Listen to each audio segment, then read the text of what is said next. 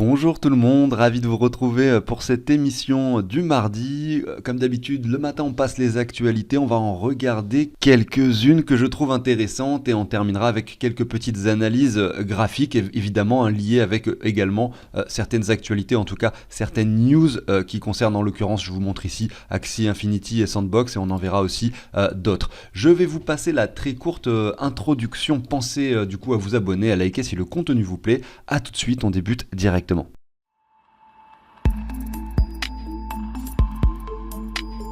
Je te partage un tableur que j'ai créé qui permet de récapituler tes investissements. Tu peux rentrer toutes tes cryptos. Le prix des cryptos sur le tableur va s'actualiser chaque heure en temps réel. Donc tu sais où tu en es par rapport à ce que tu investis, combien tu gagnes ou combien tu perds, les statistiques par tableau, en pourcentage, plein de trucs super intéressants. Également le calcul des plus-values associées à tes reventes. Si tu veux en savoir plus, je te mets une vidéo en haut à droite. N'hésite pas à y jeter un œil. Simplement, j'explique l'outil page par page. Et pour l'obtenir, tu vas dans la description de cette vidéo et de toutes les autres et tu vas trouver un lien directement qui t'amène sur le site de Cryptorganize. Allez, on débute. Alors la première news du jour, ça concerne XRP. Ou plutôt Mastercard qui pourrait être intégré dans le wallet de XRP, donc le wallet très connu de XRP qui s'appelle Xoom. Alors quand je dis très connu, effectivement, on est très loin de MetaMask en termes de téléchargement. Je vous montre rapidement ça avant de vous parler de l'actualité en question. Xoom qui représente 100 000 et plus au niveau des téléchargements sur Google, alors qu'on a un MetaMask qui représente 10 millions et plus. Et je ne parle pas de l'extension, je parle simplement de l'application Google Play. Donc même moi je ne l'ai pas celle-là, parce que je fonctionne que sur PC. Mais je ne sais pas si c'est vraiment comparable. En réalité, c'est deux choses assez différentes. D'une part, on a MetaMask qui prend en charge de nombreuses blockchains, alors qu'on a Xoom qui se concentre uniquement sur la blockchain XRPL.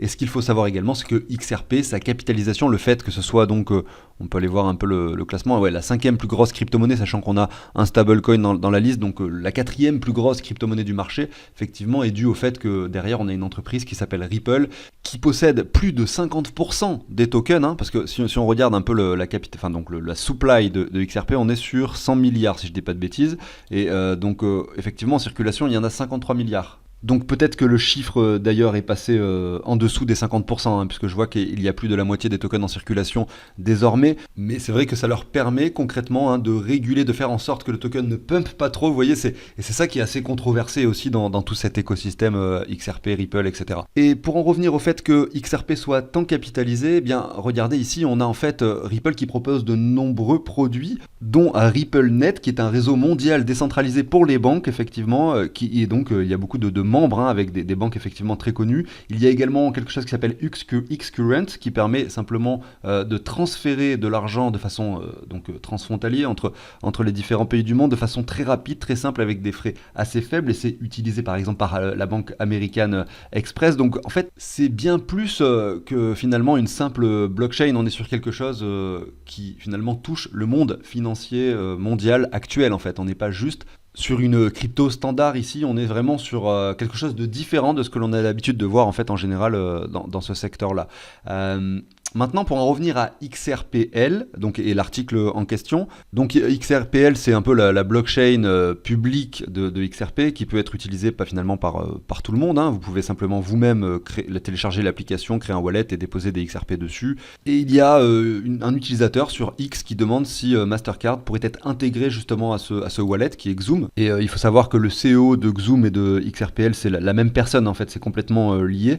Et effectivement cette personne-là, donc le CEO, a répondu qu'effectivement c'était en cours, donc peut-être qu'on pourrait voir une intégration de Mastercard sur Xoom, ce qui permettrait potentiellement d'acheter des XRP directement sur un wallet non custodial, c'est-à-dire où vous possédez vous-même votre clé privée, effectivement là-dessus. Bon, c'est quelque chose qu'on peut déjà faire sur MetaMask depuis longtemps sur d'autres blockchains, mais voilà, on voit qu'il y a du progrès un peu là-dessus, et puis surtout si je retourne, et c'est là que c'est intéressant, j'ai oublié de vous en parler, mais par exemple sur Revolut, vous pouvez payer directement avec vos XRP depuis 2018. Également en 2019, XRP peut être envoyé par mail avec Outlook, mais aussi Gmail. Alors moi je vous le dis, je ne l'ai jamais fait, mais effectivement c'est possible.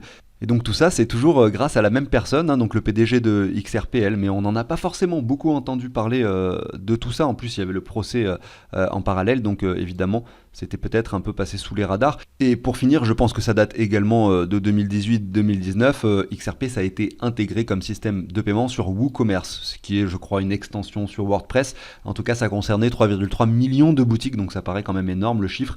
Voilà, donc c'était simplement pour vous faire un peu une overview de XRP en parallèle de cette simple actualité qui est finalement assez basique ici. Je continue avec l'actualité suivante. Certains experts expliquent qu'au niveau de la Fed, les taux d'intérêt pourraient du coup diminuer en 2024 et comment est-ce que le Bitcoin pourrait être affecté par ce genre d'actualité. Alors c'est la question qui est posée ici et les experts expliquent que justement ça pourrait en l'occurrence augmenter le prix du Bitcoin avec un dollar qui perdrait en puissance et probablement des actions qui augmenteraient également fortement, donc l'économie américaine qui se porterait bien avec un dollar qui perd un peu en puissance. Alors ça c'est des choses dont on parle souvent, qui est souvent évoqué également dans les médias. Il faut bien comprendre une chose tout de même, c'est que alors là vous avez l'indice du dollar, c'est que souvent effectivement, et ça c'est quand même assez régulièrement vérifié, quand on a un dollar qui chute, on a des actions qui montent et inversement. Pourquoi ? Parce que l'argent quand il sort du dollar, il va généralement dans d'autres choses, dans d'autres actifs. Et inversement, et quand la panique, la peur se fait ressentir, c'est l'inverse. L'argent s'accumule vers le dollar et donc sort des actions. Malgré tout, la corrélation avec les cryptos est pas si évidente. Elle peut l'être des fois elle est assez forte, mais il y a aussi une part évidente d'euphorie, finalement de communauté qui s'installe autour d'un phénomène, et donc ce qu'on peut appeler aussi une bulle, sur le Bitcoin, que l'on a pu constater à de nombreuses reprises. Et surtout, on voit que le Bitcoin, lorsqu'il monte, il monte très très fort, et lorsqu'il chute, il chute très fort, mais il va moins bas que ses précédents plus bas. Donc on a vraiment, dans la globalité des choses, un graphique du Bitcoin qui monte. Et donc, en fait, cette corrélation, elle n'est pas toujours vérifiée, ou du moins, elle n'est pas proportionnelle. Je ne sais pas comment je pourrais l'expliquer, mais c'est clair et net que vous voyez ici que le dollar à l'époque, entre mars 2020, donc c'était le crash Covid, et donc on va dire mai 2021, le dollar a fait que chuter. Ça correspondait vraiment parfaitement avec également des taux d'intérêt qui faisaient que chuter. Ensuite, les taux d'intérêt ont commencé à réaugmenter, donc c'était au mois de novembre. Alors, vous voyez que le dollar a augmenté avant, que les taux d'intérêt commencent à monter de nouveau. Et à ce moment-là, on a le Bitcoin qui a chuté, qui a entamé un bear market. Mais c'est vrai que si vous regardez aussi les cycles temporels du Bitcoin de 4 ans qu'il suit depuis 2009, ça coïncide aussi. Donc il y a plein d'autres facteurs à prendre en compte et essayer de jouer sur le prix du Bitcoin uniquement en fonction de la Fed et et la corrélation avec la Fed, le dollar et la bourse traditionnelle, ça serait bien sûr se méprendre. Je pense que c'est pas vraiment ce qu'il faut faire. Mais c'est toujours intéressant d'observer ces corrélations. On a déjà fait ce travail plusieurs fois sur les graphiques, vraiment en regardant les temporalités. Eh bien, ça sera l'occasion de le refaire prochainement. Alors, je continue avec les actualités suivantes qui vont nous permettre en parallèle de faire quelques analyses. On a ici, il parle ici de Atom Cosmos qui pourrait préparer un squeeze haussier et également d'autres altcoins. Alors ici, on a un analyste qui donc a 600 000 followers qui justement parle d'altcoin, de WorldCoin. Donc moi, ça va me permettre justement en parallèle de regarder les graphiques de GMT. Donc on va regarder ces trois cryptos. Tout d'abord, Atom Cosmos. Donc, son graphique, à quoi est-ce qu'il ressemble aujourd'hui ? On va le regarder, pour commencer par rapport au dollar. Atom Cosmos. Donc qui a forcément beaucoup chuté, qui se retrouve sur les 9 dollars actuellement, qui a touché sur ses plus bas les 6 dollars, qui nous construit un joli range depuis le mois de juin 2022 qu'on peut finalement dessiner comme ceci. Voilà, je vous mets le range ici. Et bien on voit qu'on est plutôt en bas du canal actuellement, que l'investissement pourrait pourquoi pas être pertinent. Ça fait pas partie des cryptos qui ont énormément performé. En revanche, ça fait partie des cryptos qui sont fortement capitalisés et dont le potentiel est bien présent. Il a dû probablement descendre d'ailleurs dans la capitalisation. Ah, il est là ici, je le vois, classé. Je l'ai vu, je le vois plus, classé 30e. Donc c'est quand même une grosse crypto en termes de capitalisation. On voit d'ailleurs, et ça je l'observe depuis quelques semaines, depuis que le Bitcoin est monté, on voit qu'en fait c'est des cycles. Chaque jour on a un token qui performe différent. D'ailleurs j'ai regardé ce matin qu'on avait STC qui performait, STC de Satoshi Island, le TGLP donc de Tencent, bon pour ceux qui ont suivi mes vidéos il y a déjà fort longtemps, qui prend 170%. Je suis très content de voir que le token se reprend, c'était un airdrop du TGLP de Tencent, mais chaque jour je vois que j'ai un token parmi mon portefeuille qui monte et peut-être que ça sera le tour, on a eu le tour de Link, on a eu Solana, mais peut-être que ça sera le tour de Atom Cosmos prochainement. En tout cas c'est la question que je me pose, j'en ai pas mal dans le portefeuille, c'est un projet que j'apprécie particulièrement, un crypto que j'ai pu accumuler au fur et à mesure du temps avec quand même des sommes assez conséquentes. Donc effectivement aujourd'hui le prix qui s'établit sur les 9 $ est assez pertinent et je pense que sans problème en fait on peut rejoindre le haut de ce canal aux alentours des 16 $ dans un premier temps. Aujourd'hui on est sur des niveaux intéressants, si on se retrouve là-haut ça le sera plus, hein. Donc c'est pour ça que j'en parle, les paliers d'achat il y en a eu et il y en a encore aujourd'hui sur Atom Cosmos. De plus si on le regarde par rapport au Bitcoin, regardez ici, on a cette sorte d'énorme canal en expansion qu'on identifie depuis quasiment toujours, j'ai l'impression sur la chaîne, en fait ça fait quasiment 2 ans qu'on l'observe, on est vraiment sur le bas du canal aujourd'hui, il suffit, imaginez qu'on ait un atome qui revienne sur ce haut de canal, hein, là-haut, donc admettons, pour qu'on puisse visualiser concrètement, alors je l'ai mal dessiné, mais un 400-500%, donc un x6 pour le token par rapport au Bitcoin, donc voilà, c'est plus qu'intéressant. Je continue avec le token WLD, donc WorldCoin. Alors il est disponible sur Binance et pas mal de plateformes, hein, très connues. Je crois qu'il est d'ailleurs assez capitalisé, hein, ce token, 154e, qui existe depuis le mois de juillet 2023, donc très récent, 117 millions sur 10 milliards, donc vraiment une offre en circulation très faible. Faudrait voir comment les tokens sont distribués pour se faire un avis dessus, mais voilà, le token est assez haut. Lors du listing, il a touché les 7 $ pour aujourd'hui s'établir sur les 2,44. Donc pour moi, spéculer sur ce genre de choses, ça reste très très risqué pour plusieurs raisons. Déjà, la crypto est très récente, donc quand c'est très récent, c'est très risqué, même si c'est fortement capitalisé. Deuxième chose, c'est qu'on n'a pas assez d'historique sur le graphique. Et troisième chose en plus, c'est qu'on est sur le haut d'un canal aujourd'hui sur WLD WorldCoin. La troisième crypto qui était évoquée dans l'article, c'était le GMT. Donc voyons voir un peu GMT. C'est intéressant de voir qu'effectivement récemment, il y a eu une petite performance sur le GMT, donc le token de STEPN, hein, qui a plutôt très bien performé ces dernières semaines pour casser le précédent sommet. Donc c'est vrai que le graphique ici par rapport au dollar est plutôt sympathique. On est passé donc des 15 centimes approximativement au 35, donc un x2. Aujourd'hui on retrace légèrement dessus.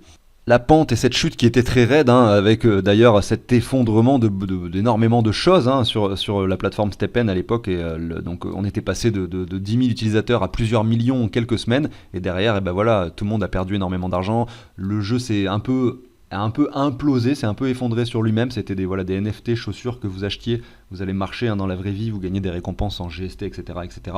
Je pense que peu de gens jouent encore à ce jeu, mais effectivement il existe encore, et il y a probablement plein de nouvelles choses dessus. Je me suis connecté il n'y a pas si longtemps, c'était assez incroyable. Puis j'ai encore un peu de GMT puisque c'était un launchpad Binance à l'époque, donc j'en ai bien sûr encore sur Binance, et on voit que la chute qui était trop violente au début a bien ralenti.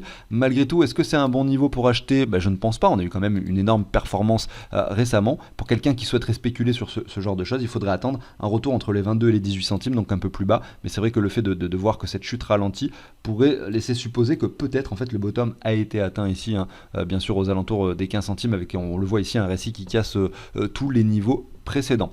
Au niveau GameFi, je vous montre encore deux actualités pour finir cette émission qui parlent à la fois, donc la première actualité de AXS, très bullish, et d'un signal d'achat annoncé en tout cas par cette personne, hein. Voilà, on va aller voir nous-mêmes le graphique, je vais vous dire un peu ce que j'en pense. Donc AXS USD, est-ce qu'on a un bon niveau d'achat?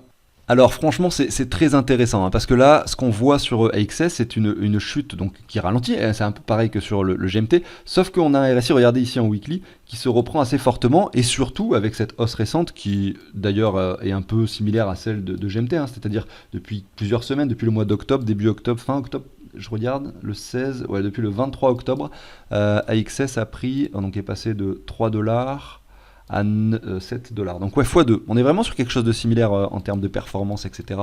à GMT, mais effectivement, on voit qu'on a un RSI ici qui confirme une divergence. La divergence, elle est propre. Un RSI qui monte, un cours qui descend, une chute qui ralentit, une confirmation de divergence. Maintenant, il va nous manquer la structure. Donc concrètement, oui, je pense qu'il y a un bon signal d'achat observé ici sur le très long terme en plus, hein, sur AXS. En l'occurrence, ce qu'on attendrait et ce qu'on veut voir pour pouvoir le déclencher, cet achat, ça serait pourquoi pas une structure, ou même si on ne voit pas encore la structure, le déclencher sur un retour de ZR. Voilà. Après, si vous avez peur de rater le train, l'acheter maintenant, pourquoi pas, mais c'est très risqué, c'est-à-dire que vous pouvez diviser ce que vous allez investir maintenant dans XS, vous pouvez le voir se diviser par 2 très rapidement, notamment avec un retour vers les 5, 4,80, donc peut-être pas une division par 2, mais presque, et ça sera clairement la zone personnellement où je pourrais potentiellement privilégier un achat sur AXS.